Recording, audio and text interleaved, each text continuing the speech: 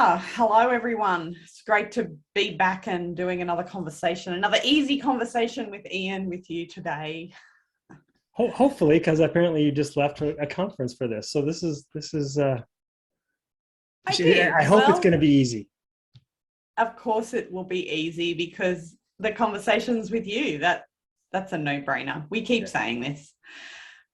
What's So the that? topic today, You don't know what's coming, right? no, I don't. I have no idea what's And I was coming. playing with you when you did your first post and you wrote what we're going to talk about. It's going to be about being triggered. So I put a little angry face instead because I thought that was funny.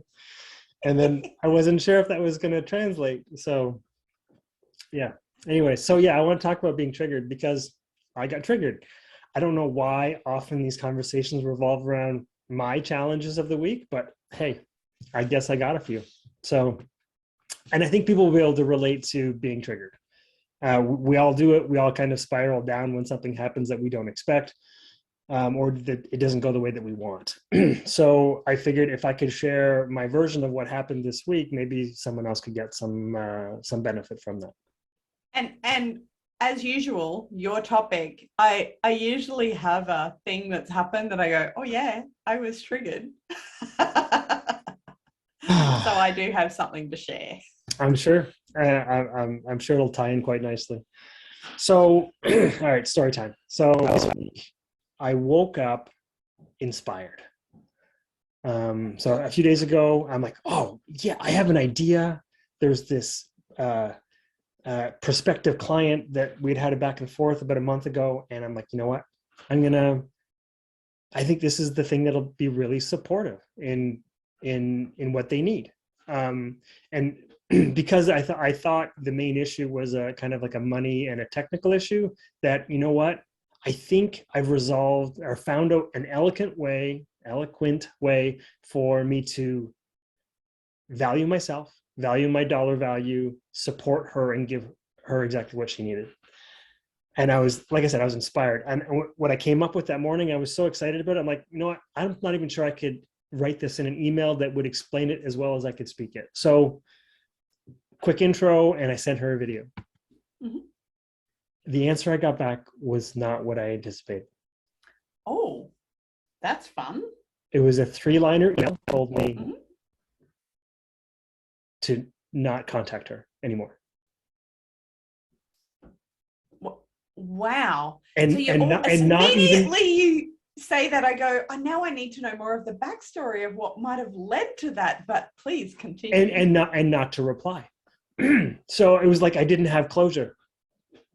Like I don't like. Okay, so I immediately heart started pounding. Like, what did I do? How did I offend? Um, was it inappropriate what I did? Like I started second guessing all of the stuff that I had done, this inspired work that I was really excited and proud of, and it was like shot down in a way that I've never experienced. And I got really defensive about it, and I immediately wanted to respond and like get into it and try to, mend fences or like make peace or like explain my version of events. But like I've done enough work on myself where I'm usually able to catch myself before I go down that spiral too fast. And it really only took me a few minutes to go, what are you doing? Like that reaction is not mine. I can't own that side of it. It's not mine. I pushed a button for sure. I don't know what that button was, and apparently I'm not allowed to know about it. And ultimately, it's not for me to solve.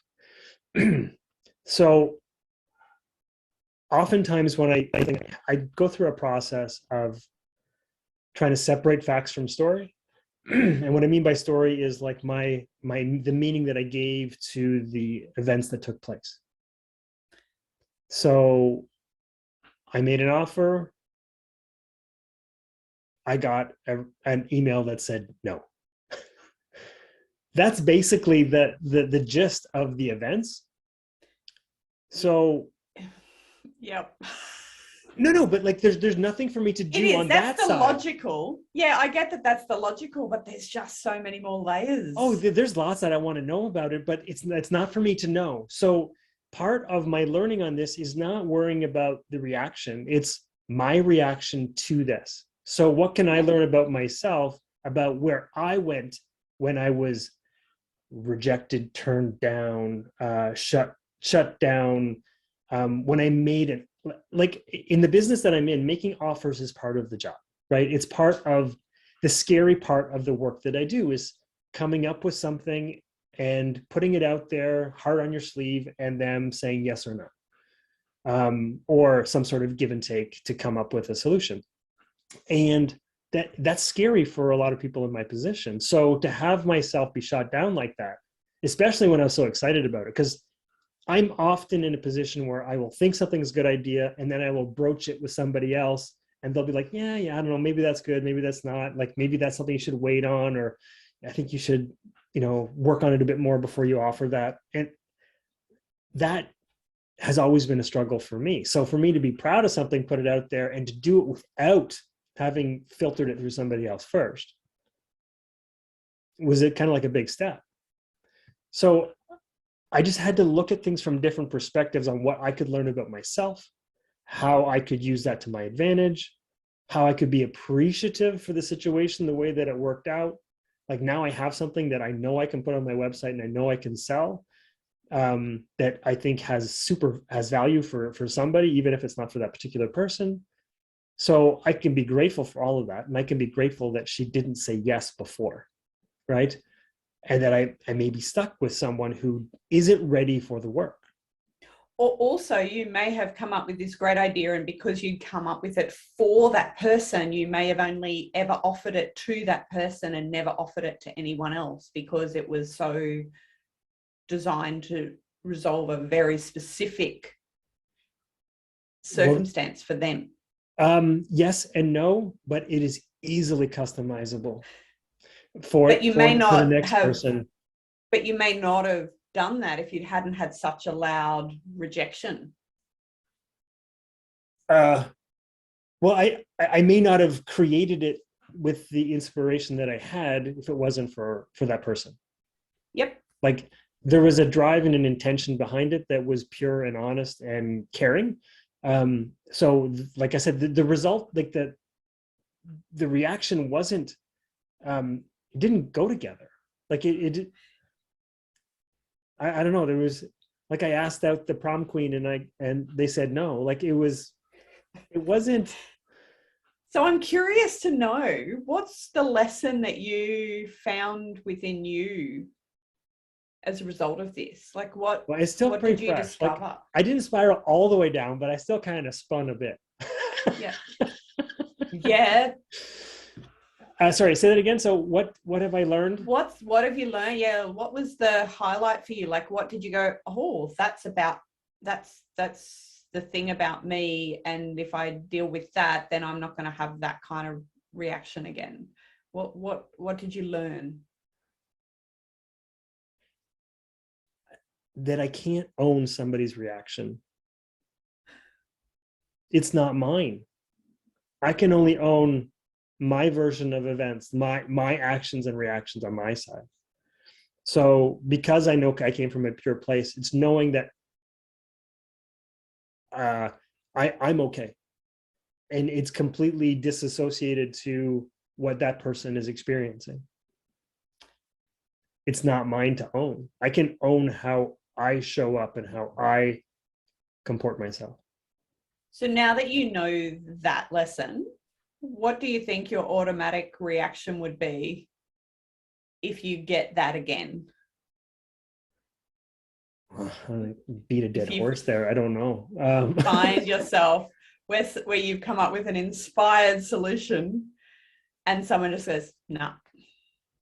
Well, I don't think it would be as hard, right? Like I think like you ask out enough people at the bar, sooner or later someone's going to say yes, right? Like it's like maybe I won't build it up in my head as being a thing. It'll be, maybe I'll detach more from the outcome. Like, okay, here's my offer. Okay, I know it's good. It's on them. Like I can maybe I had an expectation that because I was so excited about how, in my mind, how eloquent the solution was, it came back in a completely different way. If I detach from my expectation, I think that will serve me in my next offer. Yeah, I think that detaching from the outcome is something that is known, and we know it's good, but once you get emotions activating that aren't your usual way of existing, it can be really difficult to detach, because emotions make us feel connected. We know this about people.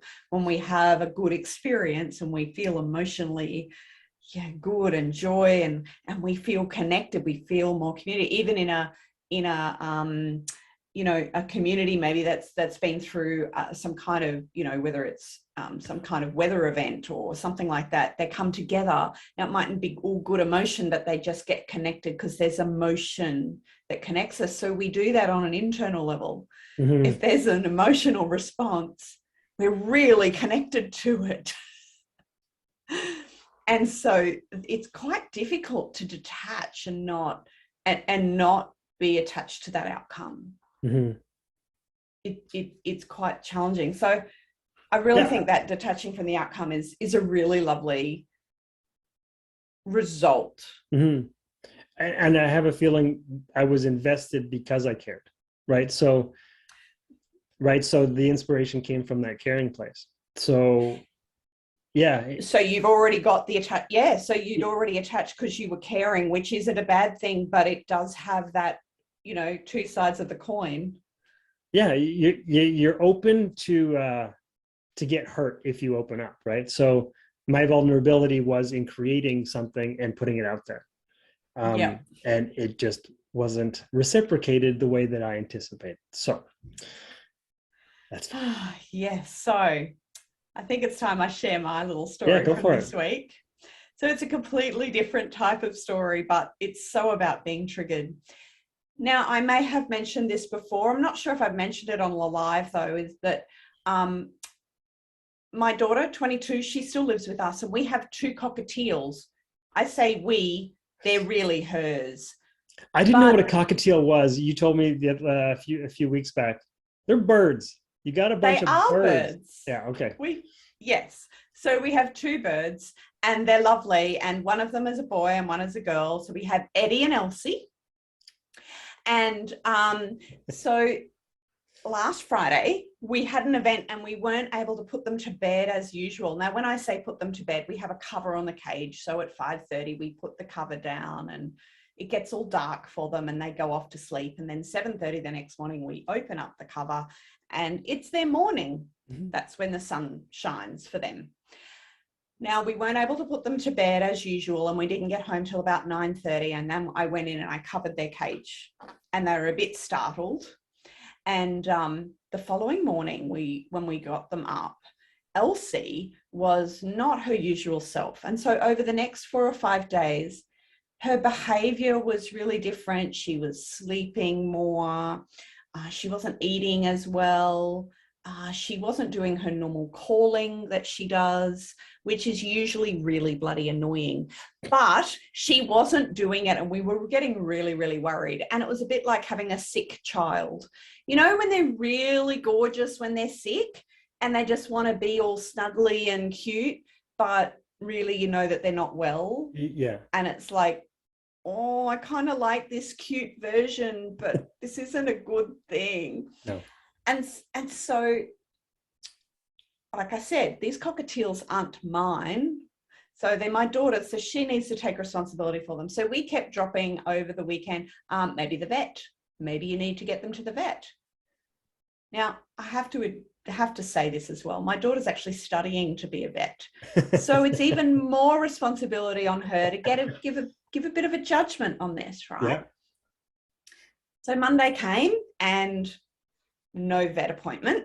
Tuesday came and went and still no vet appointment. And so by Wednesday morning, I was gone nutty. Elsie was still not behaving well. And now this is day 5. And I said, Angel, vet, like first up, just not even, we can't keep doing this bird is going to be on the bottom of the cage if we're not careful. Yeah. Because birds have a habit of hiding their issues. So Wednesday and Thursday, keep in mind, everyone, it's Friday morning for me here. So the next 2 days, we have like, that bird has gone to the vet twice. Yesterday, she stayed at the vet. She was given, we spent over $800 on this vet, on this bird, to get blood work, to get x-rays. Now, over those 2 days, all three of us were severely triggered in really different ways. My daughter was triggered because she felt she hadn't done a good enough job at looking after her birds. And it also has a bit of and I'm studying to be a vet, and what does that mean? And why didn't I see the changes and all of those kinds of things. And my husband and I, because we have history of having pets and then them dying, we resorted to. I don't know why I find that amusing. Probably the way I presented it. Yeah, maybe. We immediately went, we don't feel good about this bird. This bird's going to die. We were resolved with the fact. Now, when I was looking at the way we were speaking about it, now we were careful. We were speaking about it to each other, not to her, because we didn't want to add extra pressure to her. But both of us had gone into protection mode. We were trying to protect ourselves by deciding this bird was going to die. Now, it's not a trigger like you were describing, but it triggered a whole lot of stress. And all day yesterday, I was on adrenaline. I was running on adrenaline because I was in fight or flight. Because I did not know the outcome of these blood tests yet, and I didn't know the outcome of the x-ray. The good news is the bird's perfectly fine. There's no issue with her at all. What happened is she lost some feathers and she was a bit sore. So she's had what is equivalent to headache tablets. Okay. And she'll be on them for 5 days. And she's perfectly fine. She's perfectly normal. She's just a bit sore and was being a bit of a sook and didn't want to eat because it was a bit sore for her to move. So she's perfectly fine. She's back in her cage. She's on her medication.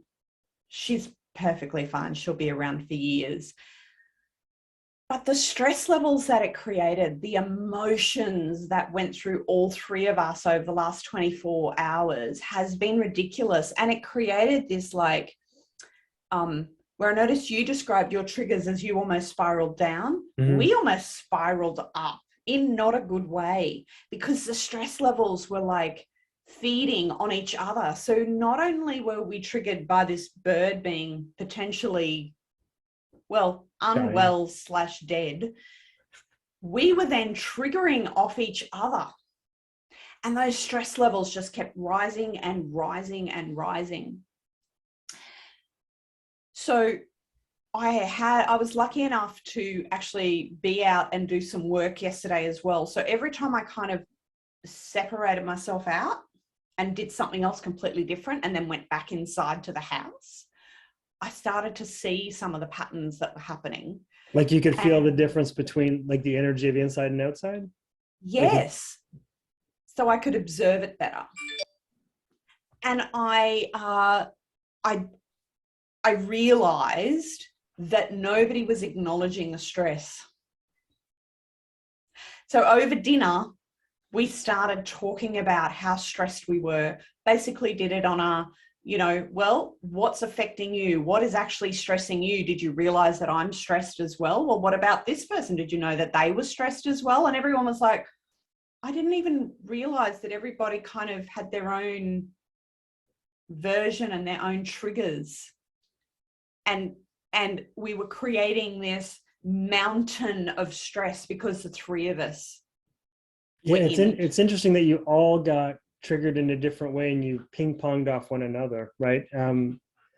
But what I think is similar about what got you guys to settle out was the conversation. So Yes. I stopped and had the conversation with myself. Like I stopped and said, Ian, what are you doing? Why are you reacting this way? Why are you making it about you? What are you scared of? What are you fearful of? Like, so I was having and I did that out loud a little bit. So I was literally having the conversation with myself versus you guys who actually have the outward conversation with each other. Like, what's going on here? Why are you stressed? Why are we acting like this? Like, it has the same effect because it can pull you out of your head and get Yes. it out in the open so that you can actually grab at things. You can actually do something with it. Yes. And the resolve was, now it mightn't be the best resolve ever, but it worked for our little family. You killed it? After we'd eaten dinner, we all got in the car, we went to the shops and we bought chocolate, and we came home and we enjoyed our chocolate. We did emotional eating. We were all acknowledging that we were doing emotional eating, and we did it as a family. You got the dopamine hit from the sugar of the chocolate. That's awesome. But even Angel said to me, yeah, I want to come to the shops as well. It'll be great for us to all just be out of this environment together. It was like, well, there's wisdom from the 22-year-old. So yeah, the trigger thing is, I think we can get triggered really easily. And I wrote a little note about this when we came up with the topic. I proposed the idea, yeah. Because when I was thinking about that whole, because we actually came up with that topic a couple of days ago, and then Elsie, kind of the big part of Elsie happened, the Elsie story happened yesterday, and I'm like, oh, sure. Not only will I get triggered, but my daughter and my husband will get triggered. Woohoo! You wanted to not just one up me, but 3 times up me. I'm not sure how that works, but whatever. Yep. But really what I needed to look at was, we needed to look at what the instigator was. So Elsie was the instigator, her being unwell. But like you said, the triggers that we then created for ourselves and for each other, there were so many triggers, and sometimes we think it's only one trigger. And you actually said it in your story as well. The event is the instigator, and then it's our responsibility to look at what else has been triggered. So you had a couple of triggers. You had rejection. Yeah, rejection, judgment, being enough. Like there's a lot that's kind of wound up into kind of one little nasty little ball. And I found last night it was easier to look at the fact that there was actually contributing triggers that were then creating this ball, which was a little stress ball between the 3 of us. And that happens internally. What do you mean? We get a ball of things and we say it's just one thing, but it's actually, we're much better off when we can recognize that there's a number of triggers that have been activated in us. Because if you just focused on the one thing, rejection, then you mightn't have tuned into the judgment or tuned into trusting yourself or tuned into the other things that, because if I was just, so in my example with Elsie, if I just dealt with my stress, it wouldn't have changed the other 2. So we had to look at the stress as a collective.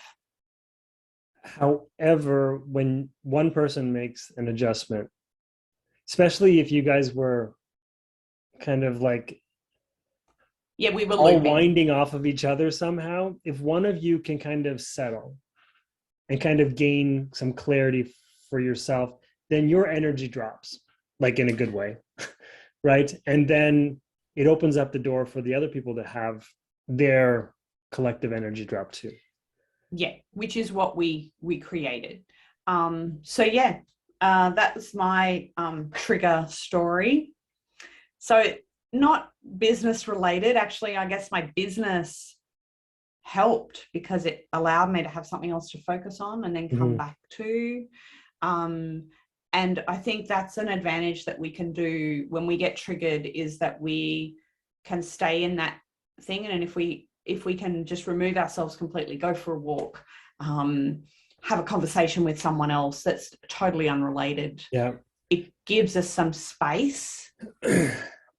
Well, I think focusing on the problem can make it bigger than it is. But if you can focus on something else for a little while, kind of leave it be, as long as it doesn't go and die, then you're probably all right. Like it just takes the emphasis off what's not working, and then you can focus on something else that is working. Yes. And, my husband and I are still in the, don't know if she's going to be at the bottom of the cage. Is she going to fall off her perch? Apparently, he's waiting for a week. He's giving her a week to come good. I want to know what that's all about. Like, why do you think, and like it's going to be your fault that one day they have a heart attack and die? Like, that's on you somehow? Isn't it? Well, it's not that they're not a plant. It's not like the green thumb syndrome and everything in your house dies. No, but it's the emotional attachment that we have to her. Even though she's the annoying squawker, she is very adorable, and she's lived with us for a year, and it would break my heart. And one of the other reveals that we had actually is that my husband went, isn't it interesting how we were happy to spend $800 on this tiny little gadget that's living and breathing in an instant, no questions asked. And yet he said, I'm looking at buying a blender and I can't justify spending a couple of $100 on this tiny little gadget that's about the same size as the bird. And yet we spent, so there's sort of all this thing that goes on when we've got living creatures that we are responsible for. And it's the emotional attachment, which comes back to what your solution is if we can detach ourselves a little bit from the emotion. I have harder time trying to think of being emotionally, like not being attached to the pet that I have. That seems a little harder.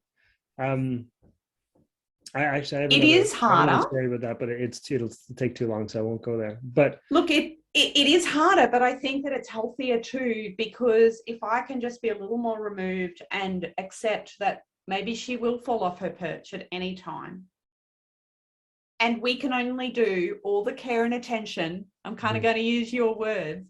We can put in all the care and all the intention and all the goodness, but we can't actually know what the outcome is going to be. No.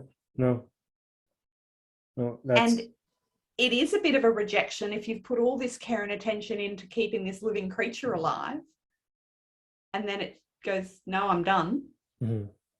It's a bit of a rejection, because it's like, well, was all my good effort, like, what did that mean? Yeah. So as you were sharing your insights about what you learned, I was like, oh, that's so, I can see that playing out. I can use that in this story. Well, it helps me get a little more resolve on the Elsie story. Is there anything else that you think you could take away from your scenario? I guess what I'm thinking of is, because you all kind of played off of one another, like how could you limit that or kind of nip it in the bud before it became a big thing? I think the only other thing we could have done proactively, and as a family, we're going to have to do this more often, because we do have a family member that's not well at the moment. And so we're going to be dealing with it a little more closer to home than even our pet bird, is that we need to listen to what people aren't saying and kind of listen to, like, be more present with the tonage of the way someone might be saying something, or that reactivity that's going on, that we just, because we're so busy in our own head. So I noticed that I was very reactive to making sure I was present to look after the other bird while Angel went off to the vet. Well, Angel didn't take any notice of me doing that. That was the one thing that I wanted to ask, and I know we're almost at time here, but it was, I wonder if you started to spin because you weren't asking for what you needed from her earlier, right? Like it's like you took on the responsibility for a little while, and then it just kind of kept going, kept going, kept going. And aren't you going to do something about this? No, okay, I'll keep doing it. So that aggravation without Also, that yeah, conversation. yep. And so if she could have, and she's and the Elsie one is a little bit tougher because she's 22, Angel's 22. She's not going to necessarily hear it as well as maybe my husband and I did. He and I knew that my stress levels were going up about this bird, but she hadn't really seen it. I don't know, when you're 20 something, you know, it's all good. Everything's good. The world is amazing. You're indispensable. Everything else is fine, you know. And so she hadn't taken the gravity of it and hadn't felt the gravity that I was feeling. And so maybe if we'd had a conversation a little bit earlier on and I'd expressed without being super stressed what I felt and what I thought was important, that would have maybe allowed us to not spiral upwards for 5 days. So speak up. Ask for what you need, and don't emotionally attach yourself to the outcome. You can't control if that bird falls off the perch. What a great analogy.